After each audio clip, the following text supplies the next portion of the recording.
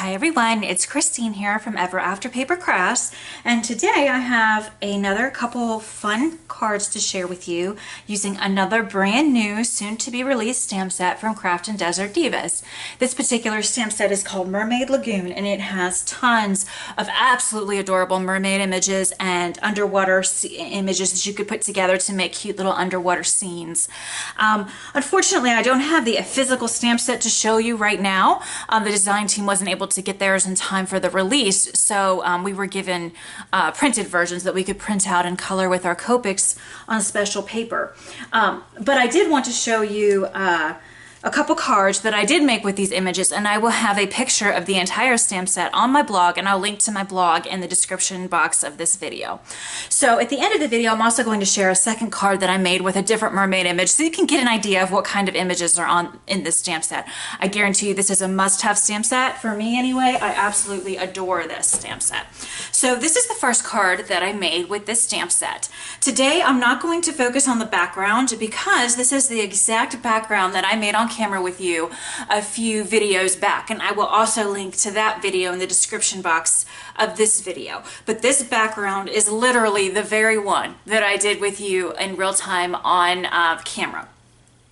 So that video will perfectly describe how to do this background if you're interested. It's just a fun watercolored underwater scene, kind of an abstract, kind of underwater, lots of different blues in here. And I, again, show you in detail how to do all of that in that other video that I will link to here. You can also, now that it's dry, I wasn't able to show this last time because it was so a little damp, but you can now see some of that silver splatter that we put on into the background there. So it's really shiny and beautiful. Okay, so all we're going to do today, since I've already done the background, is I'm going to show you how I colored this mermaid. And I have been, since really I started doing videos so regularly, I have been coloring with my zigs. I absolutely love my zigs. I was not able to color these mermaids with my zigs because I did not have the actual physical stamp set, so I couldn't put them on watercolor paper and use water and that kind of thing. So I thought, what a great way to go ahead and bring out my Copics and do a little Copic coloring. Now, I just did how I would do this if I was coloring a digital image. Pardon me. I printed it on my Copic Express cardstock, which is my favorite cardstock for coloring with Copic markers. And I'm just going to show you now how I colored this image, just in case any of you are interested. I've been asked a lot, you know, which do you prefer, zigs or Copics? And all I'll say to that is I think they both have a place in a craft room. I find that Copic marker coloring takes a lot longer. It takes a lot more markers to get the desired effect, and a lot more work in terms of blending. So there is that, but you do get a completely different look. Let me just show you here really quick, just to compare and contrast. So this little mermaid I've done with Copics, and this is the one I'm going to color for you in just a moment. These I did with zigs in probably a quarter of the time. So there is a little bit of difference. Let me stand up and bring these a little bit closer, but I still think with the zigs you still do get quite a bit of variation and shading, but you do get beautiful results with the Copics too. So in short, I love them both. I will continue to use them both, but for video purposes it really is a lot easier to use the zigs because they just go so much faster. So now let me get to coloring this image. I'm going to zoom in a little bit so you can better see the coloring that I'm going to do. I'm going to start with her tail. And I will have a list of all Copic markers that I used on my blog, but I will also call them out as I'm using them. Now, generally, I put my dark color on and work from dark to light when I'm comfortable. This tail is such a small image that I'm really comfortable just going ahead and laying my dark color first and going from there. I'll show you in a moment when we move on to the hair how, because of its kind of unique shape, I wanted to go light to dark and lay my color down first to really help me map out where I'm going to put the light and then darker color. I also always go light to dark on the face when I do skin tones because I just find that that blends the color combination that I use much better. So I started with my darker color, and that's V09, and I just put a line of color there on the end where I'm imagining the sun's coming this way. So I have the shading here on the right side of the tail. Then I used I used V06 next and kind of blended that with a darker color. Now I'm using V04 to blend both of these colors together, and I'm not going back very far into the color that I've already laid down. I'm just kind of slightly going into that and pulling it forward in a circular motion. And then finally I'm using V01, which is my lightest purple color. And as you can see there, you have a very nice purple kind of going from dark to light on that tail, and it's very pretty. I am going to do the same thing on the fins of the tail, starting with the V09, and I'm just going to put some dark kind of at the base of the fins and around this way just a little bit. And I'm going to pull this down just a little bit so you can see better. I'm going to come in now with the V06 and pull this color out just a little bit with a circular motion. Pull that color out so we don't see, and the reason why I use a circular motion, I do the same thing with my zigs too, is I don't like to see the harsh line that separates each gradient of color. I want it to just look like a flawless blend from one shade to the next. And I have found that a circular motion with my marker or my zig marker or my water brush or my paintbrush really makes that happen.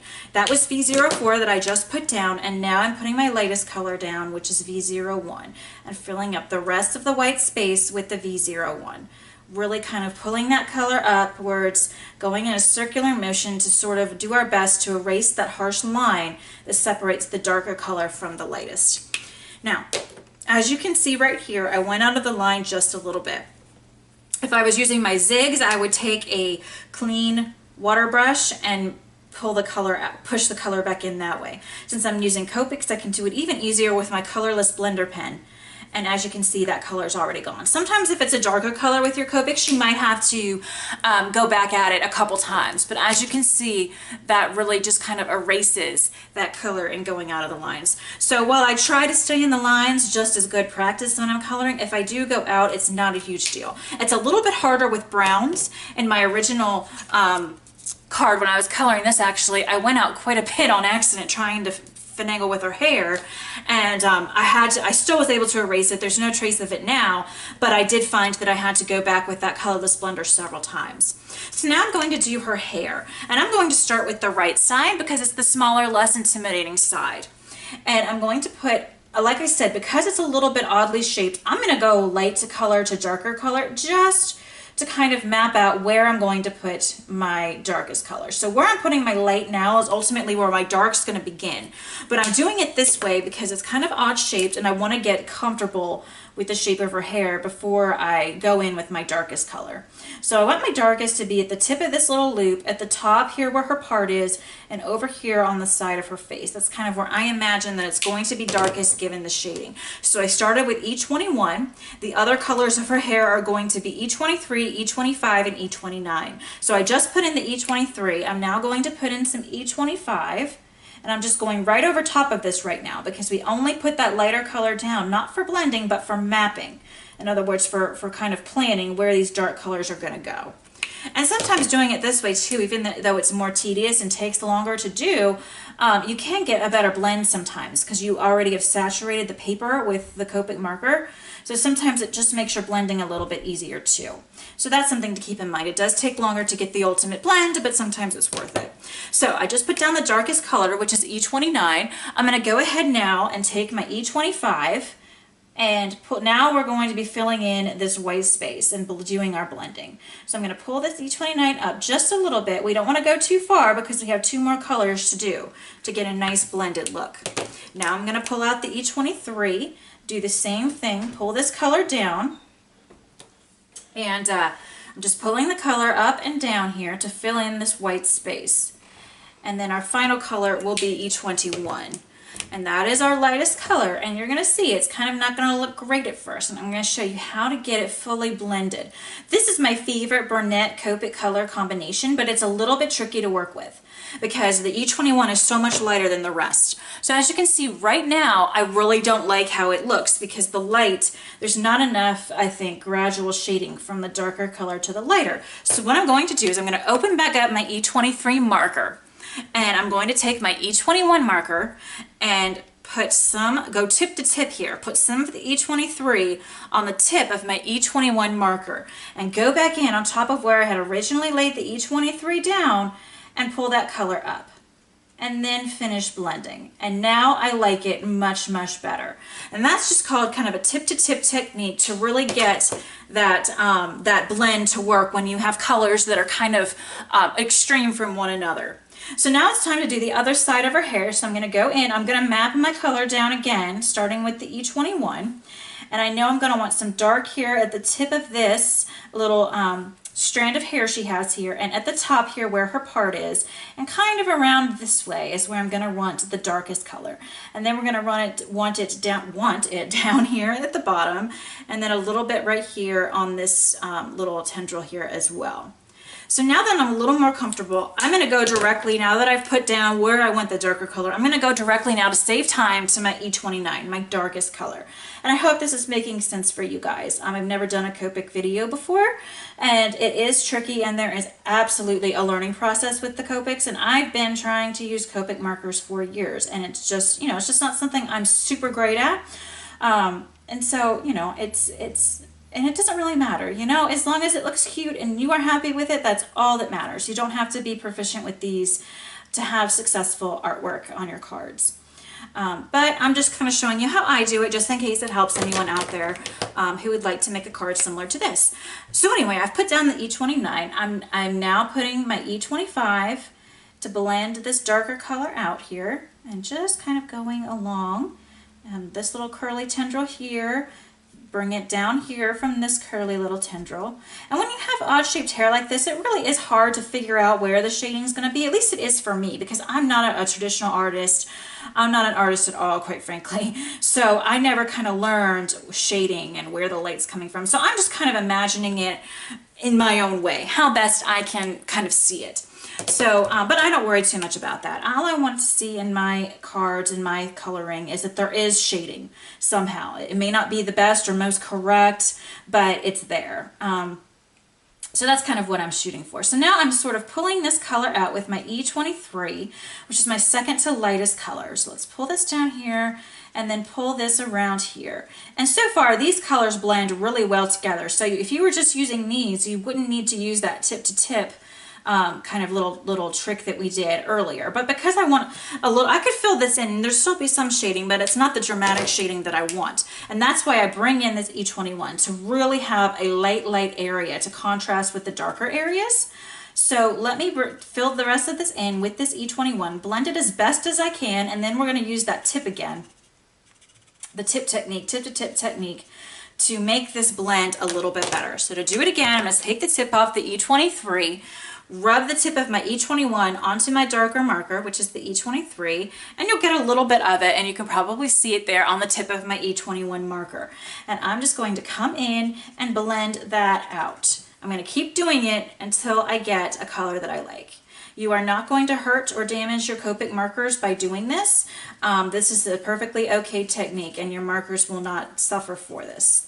So I'm just using that tip to tip to get kind of a color in between the E23 and the E21, so that this isn't such a severe blending, but you still get some type of dramatic blending. And I think that that looks perfectly good. Now, if you're excellent with Copics, you can go ahead and take your darkest color and add the individual strands of hair in. So many people are so wonderful at that. I used to attempt that on my projects, but I have found that it takes so much time. It's so frustrating for me. I rarely get it right, or at least how I like it. There is no right or wrong, but I rarely get it exactly how I want it, and I find that it just takes too much time. And this is still pretty to me. I still have some shading there on her hair, delineating lighter and darker spaces, and I'm perfectly happy with that. So let's move on. She has a little tiny part of her shell bathing suit top showing, just a tiny little bit. So all I'm going to do for that is I'm just going to take one Copic color, and again, that's simply because there's barely any of it showing. So I'm just going to take a pink, if I can find my pink. There they are. I had them kind of spread out here a little bit. And I'm just going to color that little shell in with the pink. Just a little bit. Okay. And now let's do the skin. For the skin, I have always gone light to dark and then back again, just because I really want my skin to be perfectly blended. I really think that can make your image pop. So the colors that I use for for my skin are as follows. I use E000, E00, E21, E11, and E04. And that's a lot of colors for such a small space. So hopefully I can explain this and you can kind of follow along with me and see what I'm doing. Okay, let's get in frame here. All right, so I'm just gonna start with her face. And I'm, I think it's gonna be darker on this right side because I'm assuming the sun's coming this way, but all under her hairline is going to be dark. So and under where her hands are cupping her face is going to be dark. So I'm just gonna have my dark kind of surround her face like so. So I map it out first by putting my E000 down. Next, I'm going to put my E00 down right on top of that. And again, I'm not a certified Copic instructor or anything close to it. This is just how I do it. Please don't take this as the gospel or how you must do it. This is just how I do it to get my shading. Next, I'm going to put E21 down, and I'm going to put it right on top of the color that I've already laid down. So let's just go like this, lay this down right over. So we just kind of have an oval and just basically tracing the inside of the shape of her face. Couldn't get that out. Now we're going to take E11 and we're going to put that right over top of the color that we've already laid down. And finally, we're going to take E04. And this is really dark, so don't be too heavy-handed with the E04. It's very dark color. And we're going to lay that down over top of the color that we already just laid down. But I don't want the E04 too thick, so try to make really thin line here when you're laying that E04 down. And then finally, I'm going to be using R20 for her cheeks, and I'm going to go ahead and map that out right now. So I think right here is going to be a cheek that's got a little blush on it, and right here is going to be a cheek that's got a little bit of blush on it, right on top of where her hands are cupping her face. Now I'm going to go right back down. I'm not going to repeat the E04. I'm going to go right back to the E11, and I'm going to pull the color that we've laid down out very slightly in a circular motion around her face. So now I'm slowly and very small going into that open space. So then I'm going to go backwards again, and the next color is the E21, and we pull this down. Blend it in a nice circular motion. Same thing now with our E00. And we're only going to be left with a very small space for the E000, but that's okay. You'll find that you get even more dramatic results the larger the image is. Finally, E00 to color in the middle of her face. And here you have a really nicely shaded face. And you even have that blush already mapped in. So if you wanted to, you could give that blush just a little bit more dimension, a little bit more pop by going back in slightly with that R20 marker and popping those cheeks up just a little bit. Now we're going to do the same thing with the rest of her skin, and I'm just going to do it very quickly, but I start light and go dark. Now, because this is so small, I could easily start dark and go light, and I'm going to I put my lowest color first. I'm going to actually just go ahead and move up to the darker colors and back down. So right now I'm just doing the little neck right under her chin here. So I'm just quickly just doing the same exact process as I did with her face. And I'm just filling this back in. It's such a small area, like I said, that you're really not going to have to worry too much about it. And for small spaces like this, don't worry too much about having that dramatic shading, because you're not going to always see it, and that's okay. Now I'm just going to go dark to light for the arms and hands, because I don't want the video to be too long. So it would be darkest on her hands right here as she's cupping her cheeks. So I'm going to put the E04, and then it's going to kind of go down here and be dark down here as well, where her elbows meet the rock. So that was E04. We'll take our E11, kind of pull that out, that E04 out just a little bit. And these spaces are so small, I don't even find that I have to go in a circular motion. I can just pull it with my brush. Okay, now we need our E21, which is right here. And we're going to do the same thing, just pull that color out and down, just basically filling in the white space as best that we can. Now we need our E00, and our E000 will be last. And here's that E000, and we just fill in the rest of it with the E000. And there you have it, a very nicely shaded little mermaid. Now finally, let me pull that up just a little bit so you can see. And then finally, we are gonna do the rocks super quickly with the rocks here. I did them in a gray color scheme, and I used W2, W4, and W6. And these are just my favorite grays to work with. I just find that they blend very easily. And I'm just gonna go dark to light here because I'm very comfortable with these particular colors, and I don't feel like I need to kind of practice and get my color laid down because I know where it's going. And remember, I'm imagining that my light source rather is coming from the left, so that means it's gonna be darkest over here in the right corner. And it's gonna be a little dark here as well where this little tiny rock is overlapping it. And of course, along the bottom, it's gonna be kind of dark as well. So let's go ahead and do this rock as well.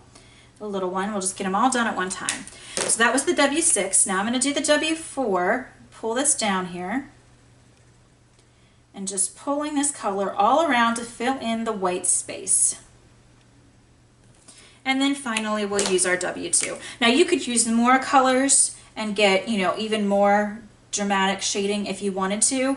I just found this was a little bit quicker. I find the fewer markers that I use, the quicker I can color and get more projects done. And that's one thing I really like about the zigs. I could create something very similar to this with you know, probably 5 or 6 markers, whereas here I have, gosh, how many how many, you know, spread out. So you know, it's just different. What everybody likes is different. And I think that there's room in the craft room for both coloring mediums. So now I'm going to color the little starfish. And for that, I'm using E18 as my darkest color. Then Y38. Whoops, using the wrong end there. Then Y38. Just pulling this brown color out, and you'll really like, I think, this. At first, this isn't a color combination I would usually use, but it actually looks really lovely when it's all done. And then finally, Y35. And I think this creates a really pretty kind of golden yellow for a little starfish. And that's it, guys. That is the little mermaid. Now I put a couple of other elements on my card. Let me zoom back out here so you guys can see the finished product. I have Copics everywhere. You should see the front part of my desk. It's ridiculous.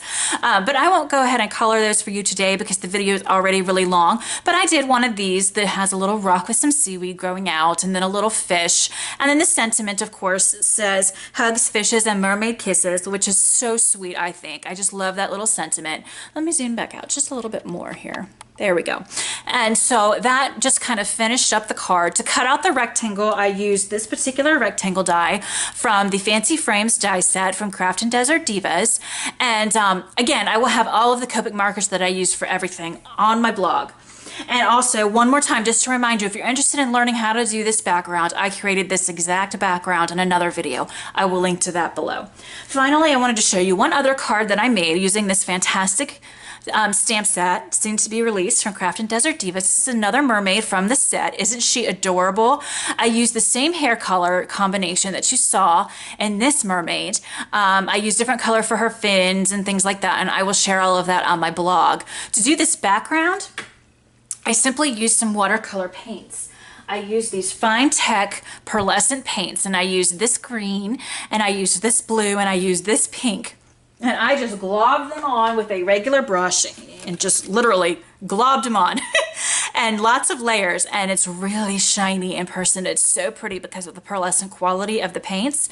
Really, really gorgeous. This sentiment says for an amazing friend, and of course she's got a little starfish and a little crown in her hair. It's hard to see, but I also put Wink of Stella on both of the mermaid's tails, but I don't think that's going to show up in the video. To finish this one off, of course, I cut it out with another rectangle from that same fancy die cut set from Craftin Desert Divas, and then I put some sequins on as well. So these are 2 card samples that I made for you guys today using this adorable stamp set. I will have a picture of the whole stamp set on my blog, and here's the one that we colored for you today using our Copic markers. So I hope that you enjoyed this video and that you'll check out these adorable new stamp sets. Thank you guys so much for hanging around and for watching this video with me, and I'll catch you in the next video. Thanks guys. Bye-bye.